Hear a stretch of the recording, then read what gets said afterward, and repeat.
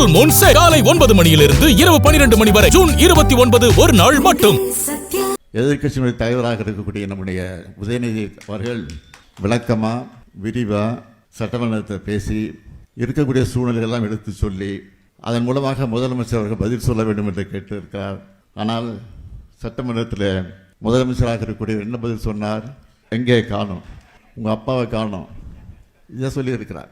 அப்பா அங்கே தேடாதீங்க, மக்கள் மனசில் பதிந்து இருக்கிறான். அது இன்னும் கூட சொல்ல, நீ முதலமைச்சர் தேடி பார்க்கணுன்னா இன்னைக்கு இருக்கக்கூடிய முதலமைச்சரை கேட்டுக்கொள்கிறேன். கோட்டையில தான் கோப்புகள் எல்லாம் இருக்கிறது. ஆக அந்த கோப்புகளை எடுத்து பாருங்க, அதில் கையெழுத்து போட்டுப்பேன் முக ஸ்டாலின். அதில் நீ தேடி பார்க்க வேண்டிய அவசியமே இல்லை. அந்த கையெழுத்தை பாருங்க, அது தெரியும் உங்களுக்கு. அன்புக்குரிய தாய்மார்களை, மனக்கோலம் போன்றிருக்கக்கூடிய மணமக்களை, மணமக்களுடைய பெற்றோர்களை, உற்றார் உறவினர்களை, என் உயிரோடு கலந்திருக்கக்கூடிய தலைவர் கலைஞர் அவர்களின் உயிரினும் உயிரான அன்பு உடன்பிறப்புகளை, உங்கள் அனைவருக்கும் என்னுடைய அன்பான வணக்கம். கழகத்தினுடைய விவசாய அணியினுடைய தொழிலாளர் அணியின் செயலாளராக தலைவராக பொறுப்பேற்றிருக்கக்கூடிய நம்முடைய அருமை சகோதரர் மதிவாணன் அவருடைய இல்லத்தில் அவருடைய இளைய மகன் கதிரவன் மௌனிகா அவர்களுக்கும் திருமண விழாவை நடத்தி வைத்து அதே நேரத்தில் மணக்கோலம் கொண்டிருக்கக்கூடிய மணமக்களை வாழ்த்தக்கூடிய ஒரு சிறப்பான வாய்ப்பை நான் பெற்றிருக்கிறேன். அதற்காக நான் அளவு கடந்த மகிழ்ச்சி அடைகிறேன். நான் பல்வேறு வகைகளில் இந்த விழாவில் பங்கேற்கிற போது மகிழ்ச்சி அடைந்திருக்கிறேன். ஒன்று, மதிவான இல்லத்தில் நடைபெறக்கூடிய மணவிழா நிகழ்ச்சி. ரெண்டாவது மகிழ்ச்சி என்னன்னு சொன்னீங்கன்னா, கலைஞர் வளர்ந்த மண்ணில், கலைஞர் வளர்த்த மண்ணில், இந்த திருவாரூர் மண்ணில் நடைபெறக்கூடிய மணவிழா இந்த நிகழ்ச்சி. அப்படிப்பட்ட திருவாரூரில், அதுவும் தலைவர் பெயரால் அமைந்திருக்கக்கூடிய இந்த கலைஞர் கூட்டத்தில், அதையும் தாண்டி சொல்லணும்னா இந்த அரங்கம் கலைஞரை ஈண்டெடுத்த அவருடைய அன்னை, என்னுடைய பாட்டி அஞ்சுகம்மையார் பெயரில் அமைந்திருக்கக்கூடிய இந்த அஞ்சுகம் அரங்கத்தில் நடைபெறக்கூடிய மணவிழா. ஆகவே நான் பல்வேறு கோணங்களில் இந்த விழாவில் பங்கேற்கிற போது மகிழ்ச்சி அடைஞ்சிட்டு இருக்கிறேன். மதிவாணன் குடும்பத்தில் நான் ஏற்கனவே அவருடைய சகோதரர் காமராஜர் அவருடைய மணவிழாவை நான் தான் நடத்தி வைத்தேன். நான் எண்ணி பார்க்கிறேன், ஏறக்குறைய நம்முடைய மதிவாணன் அவர்களை இங்கே எடுத்து சொன்னார். ஏறக்குறைய 40 ஆண்டு காலமாக அவர் இந்த இயக்கத்தில் தன்னை ஒப்படைத்துக் கொண்டு சிறப்பாக இயக்கத்திற்கு துணை நின்று கொண்டிருக்கிறார்.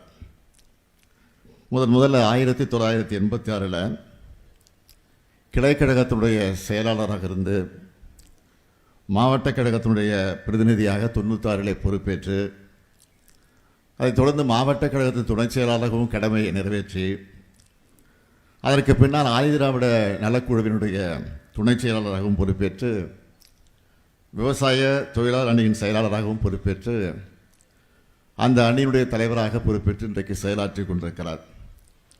ஆக இப்படி படிப்படியாக வளர்ந்து வந்திருக்கக்கூடியவர் மதிவாணன் அவர்கள்.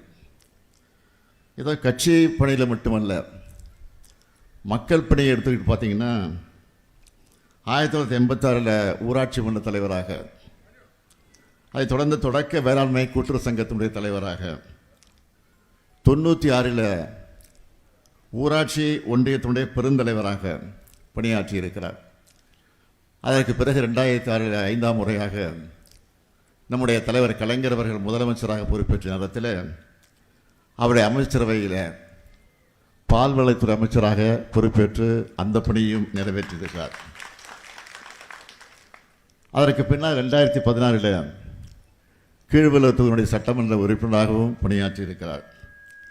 அதற்கு பின்னால் 2021 6ஆம் முறையாக என்னுடைய தலைமையில் ஆட்சி பொறுப்பேற்றதற்கு பின்னால் 2022 தாட்கோவினுடைய தலைவராக இருந்து அவர் பணியாற்றியிருக்கிறார். இப்படி மாறி மாறி கழகத்திலும் மக்கள் பணியிலும் மட்டுமல்ல, கழகத்திற்கு ஏற்படக்கூடிய எந்த சோதனைகளாக இருந்தாலும் அதையும் தாண்டி அவர் தன்னுடைய கடமையை நிறைவேற்றியிருக்கிறார். நேற்று முன்தினம் கூட நீங்கள்லாம் டிவியை பார்த்துருப்பீங்க. ஒரு காட்சி நடந்துச்சு. அதை பற்றியெல்லாம் நம்முடைய முத்தரசன் அவர்களும் குறிப்பிட்டு சொன்னார். மற்றவர்களும் எடுத்து சொல்லியிருக்கிறாங்க. நாட்டில் இன்றைக்கி எத்தனையோ ஏராளமான பிரச்சனைகள் இருந்துகிட்ருக்கு. ஒரு பக்கம் மின்வெட்டு பிரச்சனை, இன்னொரு பக்கம் டெல்டா மாவட்டத்தில் விவசாயிகளுக்கு குறித்த நேரத்தில் தண்ணீர் திறந்து விட முடியல அப்படிங்கிற சூழ்நிலை. நீங்கள் ஒன்று என்னை பார்க்கணும். 2021க்கு பிறகு 5 வருஷம் நான் ஆட்சி பொறுப்பேற்ற போது ஒவ்வொரு ஆண்டும் ஓராண்டும் தவறாமல் நாம் மேட்டுக்கணையை குறித்த நேரத்துக்கு முன்பே திறந்து வைத்திருக்கிறோம். அதுதான் நம்முடைய ஆட்சி.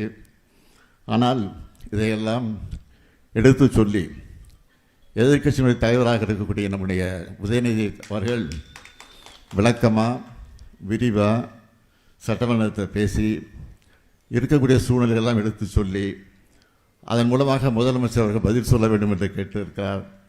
ஆனால் சட்டமன்றத்தில் முதலமைச்சராக இருக்கக்கூடிய என்ன பதில் சொன்னார்? எங்கே காணோம், உங்கள் அப்பாவை காணோம், இதை சொல்லியிருக்கிறார்.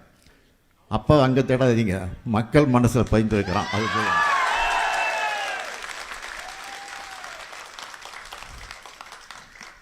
நீங்கள் தேடுறது நான் இருக்க மாட்டேன். மக்கள் தேடுற இடத்துல நிச்சயமாக நான் முதல் ஆளாக நிற்பேன். சட்டமன்றத்தில் நான் இருந்தாலும் இல்லாவிட்டாலும் இன்றைக்கி நான் மக்கள் மன்றத்தில் இருக்கிறேன் என்பதை மாத்திரம் எனக்கு எடுத்து சொல்கிறேன். நான் அரசியலுக்கு கிட்டத்தட்ட 60 வருஷம் ஆகியிருக்கு. ஆக அந்த 60 வருஷமாக மக்களாக தான் இருந்து கொண்டிருக்கிறேன். ஆட்சி இருந்தாலும் இல்லாவிட்டாலும் நாட்டு மக்களுக்காக பணியாற்றக்கூடியவர்கள் தான் திராவிட முன்னேற்ற கழகத்தை சார்ந்த என்பதை இந்த நேரத்தில் எடுத்து சொல்லி ஒவ்வொரு மாவட்டத்திற்கும் நான் முதலமைச்சராக இருந்தபோது 4-5 முறை சென்று ஆய்வு நடத்தி, இன்னும் சொல்கிறேன், நான் முதலமைச்சராக இருந்தபோது 5 வருஷத்தில் நான் நடத்தின மாதிரி ஆய்வு கூட்டம் எந்த முதலமைச்சரும் நடத்திருக்க மாட்டாங்க. நான் பயணம் செஞ்ச மாதிரி எந்த முதலமைச்சரும் பயணம் செஞ்சிருக்க மாட்டாங்க. நான் கோட்டைக்கு போனது தான் அதிகமாக இருந்திருக்கிறது, எந்த முதலமைச்சரும் அதிகமாக இருந்திருக்க மாட்டாங்க. இன்னும் கூட சொல்ல, நீ முதலமைச்சர் தேடி பார்க்கணுன்னா இன்றைக்கி இருக்கக்கூடிய முதலமைச்சரை கேட்டுக்கொள்கிறேன். கோட்டையில் தான் கோப்புகள் எல்லாம் இருக்கிறது. ஆக அந்த கோப்புகளை எடுத்து பாருங்க, அதில் கையெழுத்து போட்டுப்பேன், மு.க. ஸ்டாலின். அதில் நீங்கள் தேடி பார்க்க வேண்டிய அவசியமே இல்லை. அந்த கையெழுத்தை பாருங்கள், அது தெரியும் உங்களுக்கு. மகளிருக்கு கலைஞர் உரிமை தொகையாக மாதம் 1000 ரூபாய் வழங்கப்படும் கையெழுத்து போட்டிருப்பான். அங்கே ஸ்டாலின் இருப்பான். புதுமை பெண் திட்டத்தின் மூலமாக மாதம் 1000 ரூபாய் வழங்கப்படும் என்ற அந்த கோப்பை பாருங்கள், அதுலேயும் மு.க. ஸ்டாலின் கையெழுத்து போட்டிருப்பான். தமிழ் புதல்வன் திட்டம் 1000 ரூபா, அதில் ஸ்டாலின் இருப்பான். ஆக எங்கேயும் நீ தேடிட்டு இருக்க அவசியமே இல்லை. கோட்டையிலே இருக்கிறேன், நான் தான் ஆட்சியில் இருக்கிறேன். இன்னும் சொல்கிறேன், அண்ணா சொல்லியிருக்கிறார், ஒரு முறை சொன்னார். அண்ணா சொன்னார், தமிழ்நாட்டிற்கு தமிழ்நாடு என்ற பெயரை சூட்டியிருக்கிறேன், இதுபோது எனக்கு வாழ்க்கையில். ஆக நான் ஆட்சியில் இருந்தாலும் இல்லாவிட்டாலும் தமிழ்நாடு என்று பெயர் சொல்லுறதுக்கு என் பெயர் இருக்குன்னு சொல்லியிருக்கிறாரு. அது மாதிரி மகளிர் உரிமை திட்டம் இருக்கிற வரைக்கும் இந்த ஸ்டாலின் தான் முதலமைச்சர். இப்படி சொல்லிகிட்டே இருக்கலாம். ஆக நான் இங்கே நம்முடைய மதிப்புக்குரிய சகோதரர் துணை பொதுச் செயலர் ராஜா அவர்கள் பேசுகிற போது ஒன்றை சொன்னார்கள், கூட்டணி பற்றியெல்லாம் எடுத்து சொன்னார்கள். எப்பொழுதுமே கலைஞர் அவர்கள் கூட்டணி அமைச்சா அந்த கூட்டணியை பாதுகாப்பாக வைத்திருப்பார். அவங்களாக போனால் தான் வர தவிர கலைஞர் இதுவரை விட்டது கிடையாது. அதே மாதிரி தான் நானும் அவர் வழி நின்று நான் எந்த கூட்டணியாக இருந்தாலும் விடமாட்டேன்.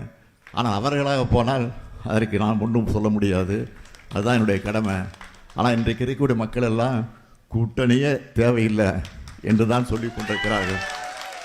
நிச்சயமாக அதையும் நாங்கள் விரைவில் பரிசீலிப்போம் என்பது மாத்திரம் எடுத்து சொல்லி மனக்கோலம் கொண்டிருக்கக்கூடிய மணமக்கள் வாழ்க்கையில் எல்லா நன்மைகளையும் பெற்று சிறப்போடு வாழ்வாங்கு வாழ்ந்து புரட்சி கவிஞர் பாவேந்தர் பாரதிதாசன் எடுத்து சொல்லி இருக்கக்கூடிய வீட்டிற்கு விளக்காய் நாட்டிற்கு தொண்டராய் வாழுங்கள் வாழுங்கள் வாழுங்கள் என்று வாழ்த்துகிறேன்.